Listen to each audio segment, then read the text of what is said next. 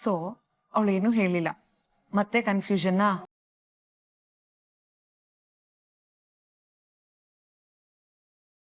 ಅದೇ ಅಲ್ವಾ ಪ್ರಾಬ್ಲಮ್ಮು. ಅದಕ್ಕೆ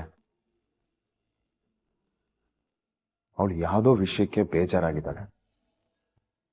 ನನಗೇನೋ ಅವಳು ಆ ಹುಡುಗನ ವಿಷಯಕ್ಕೇನೆ ಬೇಜಾರಾಗಿದ್ದಾಳೆ ಅಂತ ಅನ್ನಿಸ್ತಿದೆ. ಮೊನ್ನೆನೂ ಅಷ್ಟೇ ನಾನು ಮಾತಾಡಿದಾಗ ಏನೇನೋ ಹೇಳಿದ್ಲು. ನನಗೂ ಅವನಿಗೂ ಸೆಟ್ ಆಗಲ್ಲ, ಇದು ಸರಿ ಹೋಗಲ್ಲ, ಈ ಮಾತನ್ನ ಇಲ್ಲಿಗೆ ಬಿಟ್ಬಿಡು ಅಂದ್ಲು. ಅಂದ್ರೆ ಲವ್ ಇರೋದಂತೂ ನಿಜ. ಇತ್ತು, ಒಪ್ಕೊಂಡ್ಲು. ಆದ್ರೆ ಅದು ಮುಗ್ದೋಗಿರೋ ಕತೆ. ಮತ್ತೆ ಮತ್ತೆ ಅದ್ರ ಬಗ್ಗೆ ಮಾತಾಡ್ಬೇಡ ಅಂತ ಹೇಳಿದೆ. ನಾನು ಮತ್ತೆ ಮತ್ತೆ ಒತ್ತಾಯ ಮಾಡಿದಕ್ಕೆ ನನ್ನ ಮೇಲೆ ಸಿಟ್ಟು ಬಂತು ಅವಳಿಗೆ. ಹಾಗಾದ್ರೆ ಇನ್ನು ನೀನ್ ಅವಳ ಹತ್ರ ಕೇಳೋದು ಸರಿಯಲ್ಲ. ನೋಡು, ಇದವಳ ಪರ್ಸನಲ್ ವಿಷಯ. ಅವಳಾಗ ಹೇಳ್ದೆ ನಾವು ಕೆದಕ್ಬಾರ್ದು. ಇಲ್ಲ ಅದಕ್ಕೆ ಹಾಗಂದ್ ಮಾತ್ರಕ್ಕೆ ಇದನ್ನ ಇಲ್ಲೇ ಬಿಡೋದಕ್ಕಾಗಲ್ಲ. ಆ ಹುಡುಗ ಯಾರು ಅಂತ ನನಗೆ ಗೊತ್ತಾಗ್ಲೇಬೇಕು. ಗೊತ್ತಾಗೋವರೆಗೂ ನನಗೂ ಸಮಾಧಾನ ಇಲ್ಲ. ಅವಳು ಹೇಳ್ದೆ ಹೋದ್ರೆ ಇನ್ ಹೇಗ್ ಗೊತ್ತಾಗತ್ತೆ? ನನಗೆ ಯಾಕೋ ರಾಜಣ್ಣ ಚಾಚಂಗೆ ಈ ವಿಷಯ ಗೊತ್ತಿದೆ ಅನ್ನೋ ಸ್ಟ್ರಾಂಗ್ ಡೌಟ್ ಇದೆ. ಅವಳೇ ಹೇಳ್ತಿಲ್ಲ, ಇನ್ನು ಇವ್ರು ಬಾಯ್ ಬಿಡ್ತಾರಾ? ನಾನು ಹೇಗಾದ್ರೂ ಮಾಡಿ ರಾಜಣ್ಣನ ಬಾಯಿ ಬಿಡಿಸ್ತೀನಿ. ಏನು ಅದು? ಏನ್ ಮಾಡ್ತೀಯಾ? ಇವಾಗ ಹೇಳಲ್ಲ ಅದಕ್ಕೆ. ನಕ್ಷತ್ರ ಲವ್ ಮಾಡ್ತಿರೋ ಹುಡುಗ ಯಾರು ಅಂತ ಗೊತ್ತಾಗತ್ತಲ್ವಾ, ಅವಾಗ ಹೇಳ್ತೀನಿ.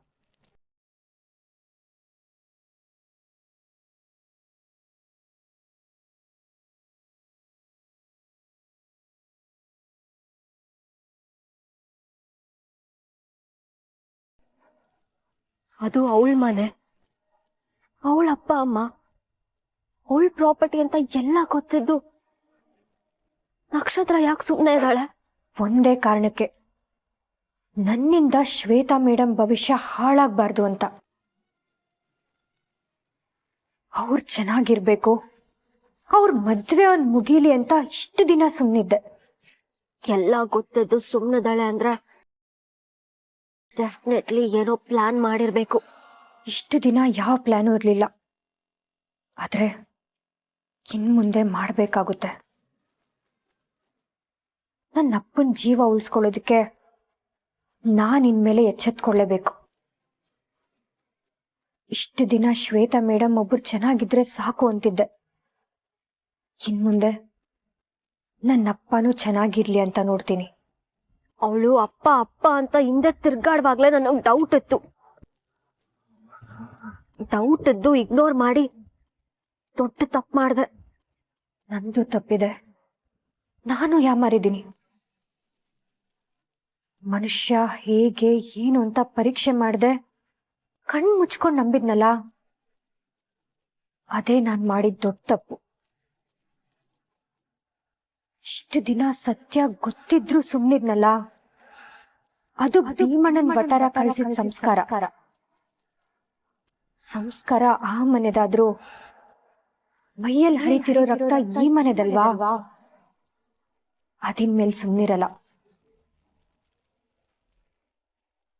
ಚಂದ್ರಶೇಖರ್ ಮಗಳು ಅಂದ್ರೆ ಏನು ಅಂತ ತೋರಿಸೋ ಸಮಯ ಬಂದಿದೆ. ತೋರಿಸ್ತೀನಿ. ನನ್ನ ಹತ್ರ ಜಾಸ್ತಿ ಟೈಮ್ ಇಲ್ಲ. ಅದೇನಾಗುತ್ತೋ ಆಗ್ಲಿ, ಅಟ್ ಎನಿ ಕಾಸ್ಟ್ ಈ ಆಸ್ತಿ ನನಗ್ ಬೇಕು. ಈ ಪೂರ ಆಸ್ತಿ ನಂದಾಗ್ಬೇಕು. ನನ್ಗೆ ನನ್ನ ಅಪ್ಪನೇ ಆಸ್ತಿ, ಅವರೇ ಇಲ್ಲ. ನಾನು ಅವ್ರನ್ನ ಉಳಿಸ್ಕೋಬೇಕು. ನಾನು ಉಳಿಸ್ಕೋಬೇಕು, ಅಷ್ಟೇ ಮುಖ್ಯ. ನಾನ್ ಉಳಿಬೇಕು ಅಂದ್ರೆ ನನ್ನ ಅಪ್ಪ ಅನ್ನಿಸ್ಕೊಂಡಿರೋ ತಲೆ ಉರುಳ್ಬೇಕು. ಹಾಗ್ ಮಾಡ್ದೆ ನನಗೆ ಬೇರೆ ದಾರಿ ಇಲ್ಲ. ನನ್ನ ಅಪ್ಪನ ಜೀವದ ಜೊತೆ ಆಟ ಆಡೋರ್ಗೆ ಬುದ್ಧಿ ಕಲಿಸ್ದೆ ನನಗೂ ನೆಮ್ಮದಿ ಇಲ್ಲ.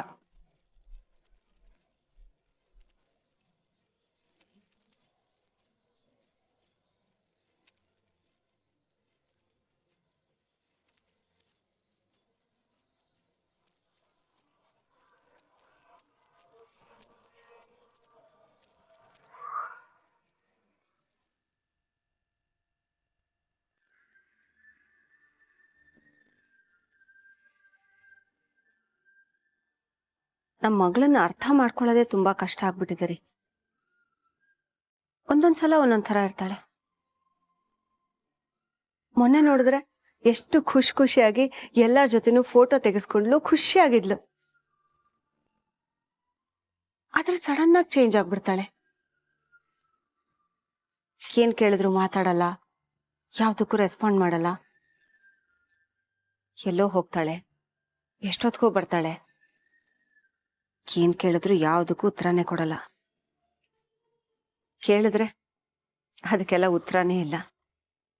ನನಗೂ ತುಂಬಾ ಕನ್ಫ್ಯೂಸಿಂಗ್ ಆಗಿದೆ ಆರ್ತಿ. ನನ್ನ ಜೊತೆನೂ ಚೆನ್ನಾಗೇ ಮಾತಾಡ್ತಿರ್ತಾಳೆ. ನಾನು ಮಾಡಿದ್ದೆಲ್ಲ ತಪ್ಪಾಯ್ತು, ಇನ್ಮೇಲೆ ಹೀಗೆಲ್ಲ ಆಗಲ್ಲ, ಸಾರಿ ಅಂತಾಳೆ. ಇನ್ನೊಂದು ಕ್ಷಣ ಮುಖಾನೇ ತಿರುಗಿಸ್ಕೊಂಡು ಹೋಗ್ತಾಳೆ. ಯಾವ್ದನ್ನ ನಂಬೇಕು ಯಾವ್ದನ್ನ ಬಿಡ್ಬೇಕು ಅಂತಾನೆ ಗೊತ್ತಾಗ್ತಿಲ್ಲ. ಇನ್ನೇನ್ ಮದ್ವೆ ಹತ್ರ ಬರ್ತಿದ್ದಾರೆ. ಇನ್ನೊಂದ್ ಸ್ವಲ್ಪ ದಿವಸಕ್ಕೆ ಮದ್ವೆ ಆಗಿ ಗಂಡನ ಮನೆಗೆ ಹೊಟ್ಟೋಗ್ತಾಳವಳು. ಆಮೇಲೆ ನಮ್ಗೆ ಯಾರಿದ್ದಾರೆ? ಎಲ್ಲಾ ಹೆಣ್ಮಕ್ಳ ತರ ಇವಳಗ್ ತವ್ರ ಮನೆ ನೆನಪಾಗತ್ತೋ ಇಲ್ವೋ. ನಿಮ್ಗೆ ನನ್ ಕಸಿನ್ ರೇಖಾ ಮತ್ತವಳ ಮಗಳು ಗೊತ್ತಲ್ವಾ? ಅವರಿಬ್ರು ಅಮ್ಮ ಮಗಳು ಅಂತ ಅನ್ಸೋದೇ ಇಲ್ಲ. ಬೆಸ್ಟ್ ಫ್ರೆಂಡ್ಸ್ ತರ ಇರ್ತಾರೆ. ಜೊತೆಲೆ ಹೊರಗಡೆ ಓಡಾಡ್ತಾರೆ, ಲಾಂಗ್ ಡ್ರೈವ್ ಹೋಗ್ತಾರೆ, ಶಾಪಿಂಗ್ ಹೋಗ್ತಾರೆ, ಪಾರ್ಟೀಸ್ಗೆ ಹೋಗ್ತಾರೆ, ಒಟ್ಟಿಗೆ ಅಡುಗೆ ಮಾಡ್ತಾರೆ, ತಿಂತಾರೆ. ಮಗಳು ಅಮ್ಮನ ಸೀರೆ ಉಟ್ಕೊಂಡು ಎಷ್ಟು ಖುಷಿ ಪಡ್ತಾಳೆ. ಅವಳು ಕಾಲೇಜಲ್ಲಿ ನಡೆದಿರೋ ವಿಷಯಗಳನ್ನೆಲ್ಲ ತಗೊಂಬಂದು ಅಮ್ಮಂಗೆ ಹೇಳಿ ಇಬ್ರು ಒಟ್ಟಿಗೆ ಮಾತಾಡ್ತಾರೆ, ಎಂಜಾಯ್ ಮಾಡ್ತಾರೆ. ಅಡುಗೆ ಮಾಡ್ಕೊಂಡು ಇಬ್ರು ಒಟ್ಟಿಗೆ ಕಾಸಿಪ್ ಮಾಡ್ತಾರೆ. ಇದನ್ನೆಲ್ಲ ನೋಡ್ತಾ ಇದ್ರೆ ನನ್ನ ಮನ್ಸಿಗೆ ತುಂಬಾ ಸಂಕಟ ಆಗತ್ತೆ ರೀ. ನನ್ಗೂ ಒಬ್ಳು ಮಗಳಿದ್ದಾಳೆ. ನಾನು ಅವಳ ಜೊತೆ ಹಾಗೆಲ್ಲ ಮಾಡ್ಬೇಕು ಅಂತ ಆಸೆ ಆಗತ್ತೆ. ಆದ್ರೆ ಅವಳಿಗೆ ಹಾಗೆಲ್ಲ ಅನ್ಸೋದಿಲ್ವಲ್ಲ. ಏನ್ ಮಾಡಕ್ಕಾಗತ್ತೆ? ಅವಳಿಗೆ ಬುದ್ಧಿ ಬಂದಾಗಿಂದನು ನಾವು ಅವಳ ಜೊತೆ ಖುಷಿಯಾಗಿ ಹೊರಗಡೆ ಓಡಾಡಿದ್ದೇ ಇಲ್ಲ.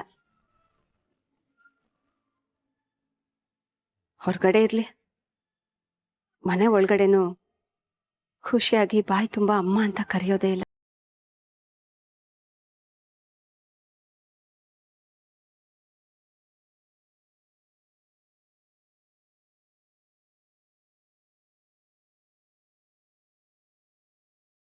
ಏನ್ ಮಾಡಕ್ಕಾಗತ್ತೆ?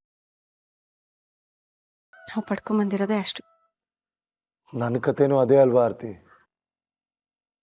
ಹೆಣ್ಮಕ್ಳಿಗೆ ಅಮ್ಮಂಗಿಂತ ಅಪ್ಪನೇ ಒಂದ್ ಕೈ ಮೇಲು ಅಂತಾರೆ. ಆದ್ರೆ ಅವಳು ನನ್ನನ್ನ ಅಪ್ಪ ಅಂತ ಕನ್ಸಿಡರ್ ಮಾಡಿದಾಳೋ ಇಲ್ವೋ ಅಂತ ಡೌಟ್ ಆಗುತ್ತೆ. ಇದೆಲ್ಲ ಯಾವಾಗ್ರಿ ಸರಿ ಹೋಗೋದು? ನಮ್ಮ ಮಕ್ಳು ನಮ್ಗೆ ಯಾವಾಗ ಸಿಕ್ ಇನ್ನು ಎಷ್ಟು ದಿನ ಕಾಯ್ಬೇಕು? ಇನ್ ಕಾಯೋ ಅಗತ್ಯ ಇಲ್ಲ. ಆ ಟೈಮ್ ಬಂದಾಯ್ತು.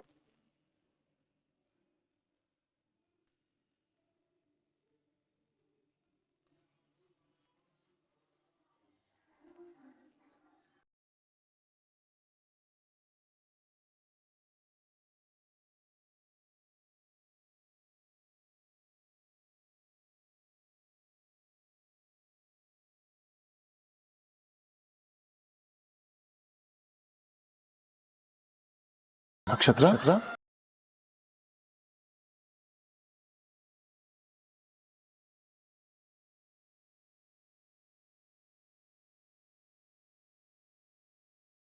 ನಾನು ನಿಮ್ಮ ಹತ್ರ ಸ್ವಲ್ಪ ಮಾತಾಡ್ಬೇಕು.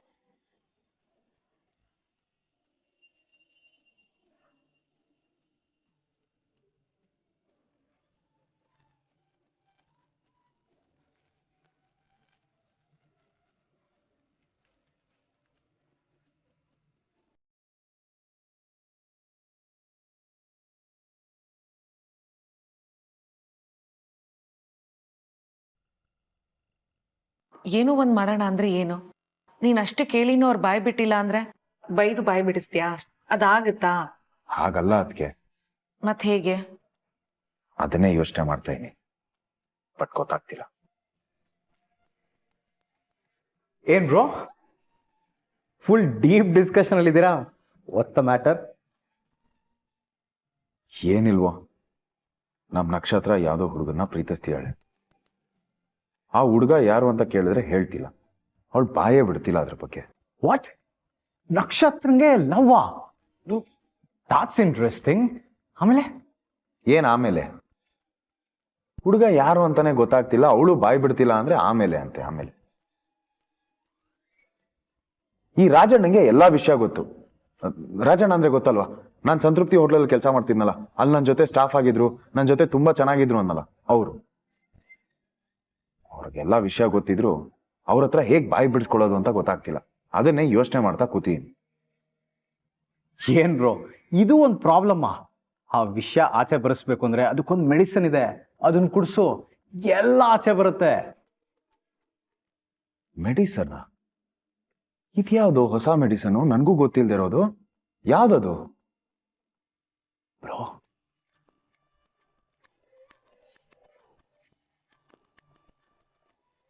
ಚೇಚೆ, ಸಚ್ ಅನ್ ಎಂಬ್ಯಾರಸಿಂಗ್ ಮೂಮೆಂಟ್. ಇದನ್ನೆಲ್ಲ ನಾನ್ ರಾಜಣ್ಣಂಗೆ, ಅವ್ರ ಬಗ್ಗೆ ಎಷ್ಟು ಗೌರವ ಇದೆ ಗೊತ್ತಾ ನನ್ಗೆ. ನನ್ ಕೈಲಿ ಇದೆಲ್ಲ ಆಗಲ್ಲಪ್ಪ, ಬೇರೆ ಏನಾದ್ರು ಇದ್ರೆ ಹೇಳು. ಡೋಂಟ್ ವರಿ ಬ್ರೋ, ಏನೂ ಆಗಲ್ಲ. ರಾಜನ ಕುಡಿತಿರ್ತಾನೆ. ಹಾ, ಅವಾಗ ಏನೋ ತಗೋತಾ ಇರ್ತಾರೆ, ನನಗ್ ಗೊತ್ತಿಲ್ಲಪ್ಪ. ಮತ್ತೇನು, ಅವರೇ ಕುಡಿಯೋ ಬದಲು ನಿನ್ ದುಡ್ಡಲ್ಲಿ ಕುಡಿಸ್ತಾ ಇದೆಯಾ ಅಷ್ಟೇ. ಲೋ, ನಾನೇ ಅವ್ರಿಗೆ ಕುಡ್ಸಿದ್ರೆ ಅದು ತಪ್ಪಲ್ವೇನೋ? ನಾನೇ ಅವ್ರಿಗೆ ಕುಡೀರಿ ಅಂತ ಒತ್ತಾಯ ಮಾಡ್ದಂಗಾಗಲ್ವಾ ಅದು? ತಪ್ಪು ಗಿಪ್ಪೆಲ್ಲ ಏನಿಲ್ಲ ಬ್ರೋ. ನೀನ್ ಸ್ವಾರ್ಥ ಕುಡಿಸ್ತಾ ಇದೀಯಾ? ಇಲ್ಲ ತಾನೆ. ನಕ್ಷತ್ರನ್ ಲವರ್ ಯಾರು ಅಂತ ತಿಳ್ಕೋಬೇಕು, ಅದನ್ನ ಅವ್ರು ಬಾಯ್ ಬಿಡ್ತಿಲ್ಲ. ಅದಕ್ಕೆ ಇದೇ ದಾರಿ, ಬೆಸ್ಟ್ ದಾರಿ.